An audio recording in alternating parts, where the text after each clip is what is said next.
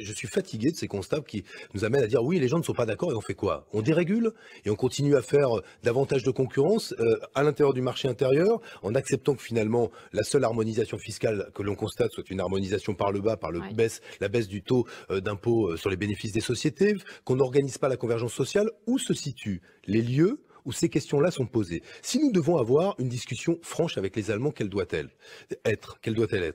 Les Allemands sont aujourd'hui au centre de l'Europe géographiquement, ils y sont aussi économiquement.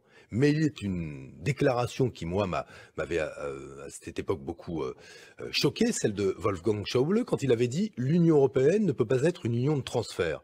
En clair, ça ne peut plus être autour de la solidarité que se construit. On peut le comprendre, ils sont riches. C'est le traité de Maastricht, hein, que c'est pas une transfert-union. Oui, les unions, c'est dans les traités. La réalité, c'est que sans solidarité, on voit qu'aujourd'hui, nous n'arriverons pas. Le projet européen va se défaire, il se défait.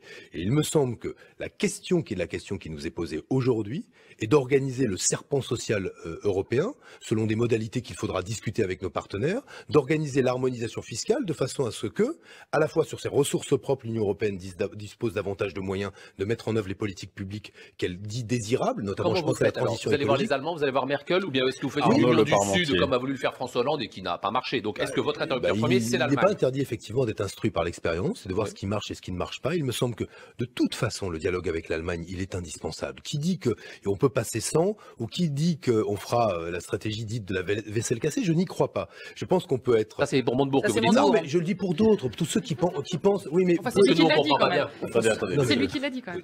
Mais ce que je veux dire, c'est que je ne crois pas aux vertus de ce type de démarche, parce que je pense qu'il y a un risque qu'elles soient vouées à l'échec, et de surcroît, un risque de décevoir. Donc, il me semble qu'il y a deux, en tout cas, figures incontournables.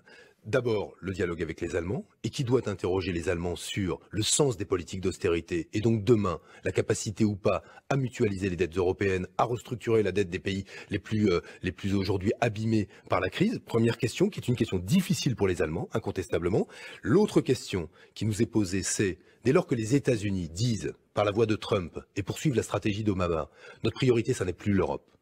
Notre priorité, ça n'est plus l'Europe, et Trump vient encore de le dire, et les Européens doivent renforcer leur effort budgétaire en matière de défense. Que se passera-t-il quand, de surcroît, nous constatons que les Russes élèvent leur niveau de prétention, s'inquiètent de ce qui se passe à leur propre frontière occidentale et notre frontière orientale? Dans ce contexte-là, se posera la question de l'outil de défense commun, des politiques européennes de défense, et je rappelle que la France a cette force-là, et en même temps cette responsabilité nouvelle depuis que la Grande-Bretagne a quitté l'Union européenne, c'est que nous sommes les seuls à disposer d'un outil de défense complet. Donc cette question, à mes yeux, est la deuxième question importante qu'il faut poser. Et la troisième, qui peut être le moyen d'obtenir d'un certain nombre de nouveaux États membres qu'ils acceptent de s'intégrer à un processus de convergence sociale. Parce que pour eux, c'est une perte de compétitivité si on leur demande d'augmenter leurs standards sociaux. C'est le plan qu'il faut mettre en œuvre. Et au-delà du plan Juncker, qui repose sur des effets leviers de 1 à 10, ça veut dire que le privé n'y va que quand c'est très rentable. Eh bien, c'est de mettre en place un programme de transition énergétique et écologique qui peut parier, par exemple, sur la transformation de l'outil énergétique polonais qui repose sur le charbon aujourd'hui pour qu'il aille sur des énergies renouvelables. Et le faire avec les sommes conséquentes qui peuvent être activées par quoi? Par les stocks de liquidités de la BCE, par les écluses écologiques et sociales aux frontières de l'Union européenne, par la capacité d'endettement de l'Union européenne dont elle peut parfaitement se doter, elle qui s'endette un peu d'ailleurs en coulisses mais qui ne veut pas le reconnaître. Je pense que sur ces sujets-là, il faudra poser ces questions. Sinon, à part dire qu'on va faire des traités de libre-échange avec nos partenaires, avec un impact écologique et environnemental négatif et des gains de croissance misérables, qu'avons-nous à proposer aux Européens? Qu'avons-nous à proposer? Un critère de déficit public avec quoi on fait pas rêver avec ça. Non, mais c'est même pas on fait pas rêver, on défait l'Europe sous nos... Moi, je veux changer l'Europe. Changer l'Europe pour qu'elle soit meilleure. De changer cette Europe-là. Pour changer cette Europe-là. Mais encore. Il faut changer l'Europe. Non, mais il faut la changer. Il faut qu'on change l'Europe. Changer cette Europe. Voter socialiste, c'est changer l'Europe maintenant. C'est-à-dire que si on ne change pas d'abord l'orientation en Europe... Parce que si on ne change pas l'écosystème européen... Alors je le dis ici, l'Europe doit être repensée, l'Europe doit être refondée. Refonder cette Europe. C'est de bâtir une Europe enfin utile. Construire l'Union européenne sur des bases différentes. Et qu'il faut construire une autre Europe. Et donc ce qu'il faut, c'est une autre Europe. Ils veulent une autre Europe. Exiger ensemble une autre Europe. Pour une autre Europe. D'une autre Europe. Pour une autre Europe radicalement différente. Ne dites pas, il ne faut pas dire qu'au fond de ça, nous sommes anti-européens. Nous sommes contre cette Europe-là. Bonjour François Asselineau. Bonjour. Merci d'être avec nous ce matin sur iTélé. Peu de gens connaissent votre nom. En revanche, on voit très souvent, on va les voir, on voit votre tête sur les murs de France. On est allé tourner ces quelques images. Vos militants sont très actifs. On vous voit sur les ponts, dans les centres-villes. Ils collent énormément d'affiches, vos militants. Vous êtes le président de l'UPR. C'est quoi l'UPR ? L'UPR, c'est le 5e parti de France en nombre d'adhérents, puisque nous avons dépassé les 15 000 adhérents. Et puis nous avons fait 1% des suffrages aux élections régionales de 2015. Et le site upr.fr, notre site internet, est le site le plus consulté de tous les partis politiques français. Alors effectivement, vous avez raison, on a énormément de militants. Je pense qu'on est le parti le plus militant de France. Le problème auquel on se heurte, c'est que les très grands médias, eh bien, ne nous connaissent pas. Voilà. Bon alors, on vous invite, il y a d'autres médias nationaux qui vous invitent. Pour cette élection de 2017, vous n'êtes pas embêté, je suis allé le voir, votre site, j'ai fait comme tout le monde. Pour le projet, vous avez repris celui de 2012 ? Alors, d'abord, nous ne sommes pas encore entrés en campagne électorale. Il faut quand même laisser aussi un petit peu de suspense. Mais justement, c'est un gros atout, c'est que je montre que le programme qu'on avait en 2012, eh bien, en fait, est toujours valable. Il n'y a pas beaucoup de responsables politiques, excusez-moi de le dire, qui avaient prévu ce qui est en train de se passer. Parce que moi, je propose, depuis 10 ans que j'ai créé ce mouvement politique, je propose que la France sorte sereinement, juridiquement, de l'Union européenne, de l'euro et de l'OTAN. Et nous sommes le seul parti politique à le dire et à le proposer. Alors ça, et c'est toujours valable. Ça, c'est votre grand projet. On va y revenir. Mais l'UPR, pour bien comprendre, c'est à droite, c'est à gauche ? Le ministère de l'Intérieur a répondu déjà plusieurs fois à cette question, puisqu'avant chaque élection, le ministère de l'Intérieur donne un label. En examinant le programme, en examinant les déclarations, nous sommes classés en divers, c'est-à-dire au-dessus du clivage droite-gauche, et ça correspond d'ailleurs à l'origine de nos militants. Votre parcours politique était plutôt à droite. Vous avez travaillé avec Charles Pasqua, avec Philippe de Villiers. Non, j'ai pas travaillé avec Philippe de Villiers. Vous avez adhéré à son parti. J'ai été effectivement auprès de M. Pasqua lorsqu'il avait créé le Rassemblement pour la France, mais j'ai surtout fait du cabinet ministériel avec dans les gouvernements Balladur et dans le gouvernement Juppé, c'est-à-dire avec la présidence Mitterrand et avec la présidence Chirac. J'ai d'ailleurs accompagné ces deux présidents de la République dans des voyages à l'étranger. C'est ça, essentiellement, mon parcours dans les cabinets ministériels. Alors, vous l'avez dit, votre ennemi, c'est l'Europe fédérale, hein, c'est l'Europe actuelle. Qu'est-ce qui vous différencie d'une Marine Le Pen, d'un Jean-Luc Mélenchon, voire d'un Nicolas Dupont-Aignan ? Mais aucune des trois personnalités que vous avez citées ne propose de sortir de l'Union européenne, de l'euro et de l'OTAN, comme je le propose. Eux, ils sont tous en train de dire qu'il faut renégocier les traités.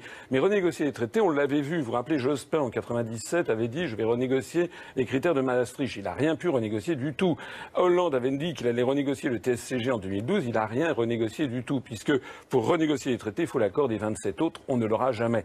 Donc c'est de la perte de temps, et en fait il s'agit d'enfumer les Français pour ne pas leur proposer la seule solution, celle à laquelle se sont résolus les Britanniques, c'est de mettre en œuvre l'article 50 du traité de l'Union européenne qui permet de sortir sereinement et juridiquement de cette prison des peuples. L'Europe, c'est la solidarité entre les États pour éviter qu'ils se fassent la guerre. C'est aussi le principe selon lequel on est plus fort à plusieurs que tout seul. Vous remettez tout ça en cause ? Oui, parce que d'abord, l'Europe, on n'a pas le temps comment dirais-je, d'élaborer longtemps, mais l'Europe en ce moment est en train de nous entraîner vers la guerre, vers le choc des civilisations contre la Russie, contre le monde arabo-musulman.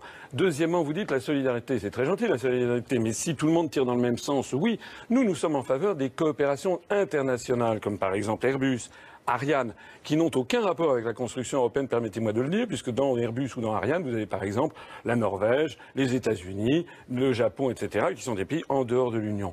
Nous sommes en faveur des coopérations internationales. Mais l'idée que l'on va fusionner 28 États parce qu'ils sont sur le même continent est une idée absurde, parce que nos intérêts nationaux sont légitimement totalement divergents. Il n'y a aucune raison d'aller dans cette direction. Vous avez tenté d'être candidat à la présidentielle de 2012, vous n'aviez pas réussi à avoir vos signatures. Parce que nous étions tout petits, nous avions 700 adhérents à l'époque, c'était un... Et là, vous en revendiquez 15 000. Vous les aurez, vos signatures, vous en êtes où, là ? Mais écoutez, vos promesses de signatures. C'est difficile à obtenir, comme vous le savez, parce qu'il y a 60% des maires qui refusent... Et vous pouvez nous donner un chiffre ce matin ? Non, je ne vous le donnerai pas, mais je peux vous dire que, normalement, si tout va bien, je pense pouvoir être candidat, et je pense qu'on ne perd pas notre temps ce matin en me parlant. Vous êtes plutôt optimiste ? Oui, je suis optimiste. Vous êtes très actif sur Internet. Il y a vos vidéos qui sont vues des dizaines de... Notre chaîne YouTube est l'une des plus vues de France. On a dépassé 7 millions de visionnages sur YouTube. Vous êtes plus libre sur Internet? Il n'y a pas les questions embarrassantes des journalistes? Non, mais moi je suis en faveur des questions. Par exemple, ce que j'aimerais dire, si vous me le permettez, aux téléspectateurs, c'est que les débats que l'on voit actuellement à droite, à gauche, sont des débats qui sont coupés de la réalité.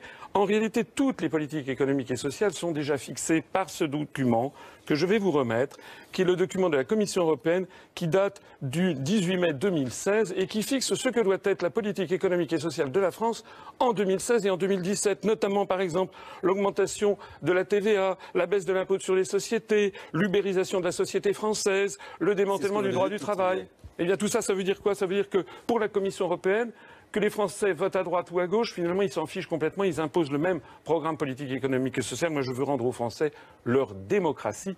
C'est pour rendre la démocratie que nous proposons de sortir de l'Union européenne. Merci François Asselineau d'avoir été l'invité d'ITélé ce matin dans la matinale. Et j'en arrive à mon 12e et dernier point qui nous sépare radicalement de tous les autres mouvements.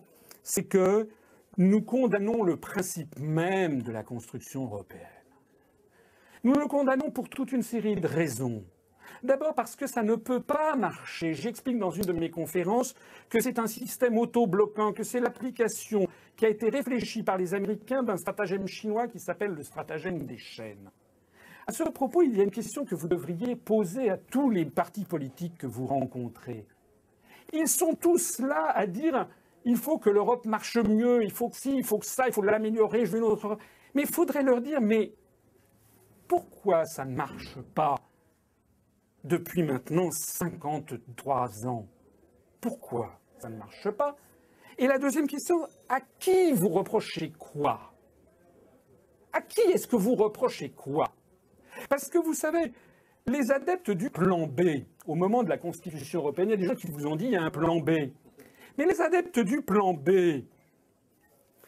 ils ont fait croire aux Français qu'en réalité, il y aurait une espèce de petite faune malfaisante, petite élite, qui se serait ingéniée à faire une Europe contraire aux intérêts des peuples, mais qu'une fois qu'on se serait débarrassé de cette petite élite malfaisante, tous les peuples d'Europe tomberaient dans les bras les uns des autres, auraient évidemment les mêmes intérêts. C'est ça le mythe. Le mythe, il est là.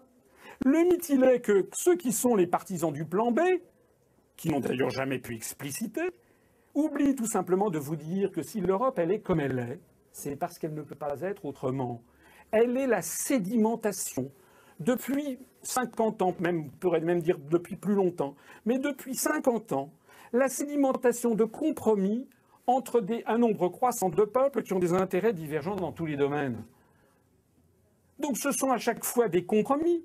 Et quand vous faites un compromis avec des gens avec qui vous n'avez pas du tout les mêmes intérêts, ben vous êtes obligé de prendre des choses qui ne sont pas votre intérêt. Et quand ça s'accumule, vous arrivez dans une situation où ça ne correspond plus du tout à vos intérêts. Et il en est de même pour tous les peuples. Ce qui s'est passé au moment de la Constitution européenne, il faut reconnaître une chose, quitte à vous surprendre, c'est que M. Giscard d'Estaing avait fait un extraordinaire travail. Personne ne pensait que ça pourrait réussir. Il a réussi à faire une espèce de chef-d'œuvre d'équilibrisme qui mécontentait tout le monde, mais qui contentait à peu près tout le monde. C'était quelque chose qui était... Et il était impossible d'en changer parce que les peuples sont opposés à ce document pour des raisons elles-mêmes opposées. Les Anglais trouvent que la Constitution européenne ne nous met pas suffisamment sous la tutelle américaine. Les Français voudraient que la Constitution soit plus laïque, ou le traité de Lisbonne. Les Irlandais et les Polonais trouvent qu'il l'est trop. Les Français voudraient qu'on se dégage de l'OTAN. L'ensemble des pays de l'Est, le Portugal, l'Angleterre, voudraient qu'on soit davantage dans l'OTAN. Donc, il faut bien comprendre que le vice est inhérent à l'idée même de construction européenne. Le vice, il vient du fait qu'il est absurde de considérer que tous les pays, parce qu'ils sont frontaliers les uns des autres, ont les mêmes intérêts de proche en proche, depuis l'Algarve portugaise jusqu'à la Laponie finlandaise. C'est faux. Et lorsque quelque chose est faux, vous avez beau le claironner que c'est vrai, ça reste faux. Et c'est toujours faux. Alors j'ajoute également quelque chose qui m'est très cher, c'est que la construction européenne, elle est fondamentalement fondée sur un principe raciste, ou en tout cas racialiste. Nous avons en France 4, 5, 6 millions de Français d'origine maghrébine. Nous avons en France peut-être 50 ou 200 personnes d'origine estonienne. Les Finlandais enregistrés au consulat de Finlande en France sont 800. Donc nous avons nos intérêts, les intérêts de la France, nous tournent bien davantage vers les pays du Sud de la Méditerranée, d'ailleurs des pays francophones qui regardent vers la France plutôt qu'avec l'Estonie ou la Lettonie. De la même façon que les Anglais regardent de plus en plus vers le sous-continent indien, puisqu'ils ont une forte minorité de population venue du Pakistan, de l'Inde, du Bangladesh, de la même façon que les Allemands regardent vers le monde turcophone, parce qu'il y a une forte preuve. En d'autres termes, d'ailleurs, d'un simple point de vue migratoire, eh bien, ces différents pays d'Europe sont sur des voies divergentes. Donc, je ne dis pas qu'il faut que nous fusionnions avec les pays du Maghreb. Je dis que chaque peuple doit être libre chez lui. Je dis simplement qu'il est absurde, d'un simple point de vue sociologique, de vouloir nous fusionner avec des pays baltes, dont j'ai rien contre les pays baltes, mais nous n'avons rien de commun avec eux. Ni l'histoire, ni l'économie, ni la géographie, ni les affinités, ni la langue, ni les échanges touristiques, ni les échanges familiaux, rien. Voilà. Donc en vertu de quoi doit-on nous se lier avec ces pays, si ce n'est qu'en vertu d'une vision trouble, suspecte, qui est en réalité la vision des think tanks américains de choc des civilisations. Et donc, le problème posé par la construction européenne, c'est que loin d'être source de paix, elle nous entraîne vers la guerre. Et ceci apparaît de plus en plus. Je n'ai pas le temps d'en parler, mais lorsque nous voyons les interventions militaires dans le cadre ou non de l'OTAN en Afghanistan, par exemple, il y a en ce moment un scandale absolu qui est complètement camouflé par l'ensemble de la classe politique française ayant accès aux médias, qui est notamment notre présence militaire en Afghanistan.